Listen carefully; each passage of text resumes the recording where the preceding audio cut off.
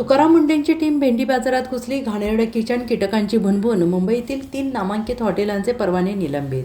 अन्न आणि औषध विभागाने गेल्या काही दिवसांपासून संपूर्ण राज्यात धडाकेबाज कारवाई सुरू केली आहे. कर्तव्यदक्ष अधिकारी तुकाराम मुंढे यांनी FDAच्या आयुक्तपदाची जबाबदारी स्वीकारल्यापासून अनेक ठिकाणी धाडी टाकून विविध हॉटेल्सवर मोठी कारवाई करण्यात आलेली आहे. अशातच आता मुंबईत अन्न आणि औषध विभागाने धडक कारवाई केलेली आहे. मुंबईतील 3 नामांकित हॉटेलांचे अन्न परवाने निलंबित करण्यात आलेले आहेत. यात भेंडी बाजार आणि उमरखाडीतील 3 नामांकित हॉटेलांचा समावेश आहे.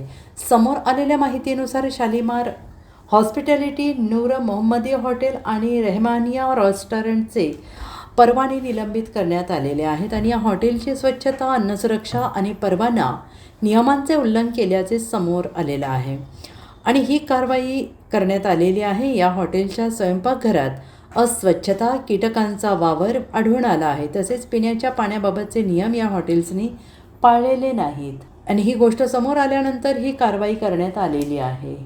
Bureau report, SBN Marathi, Mumbai.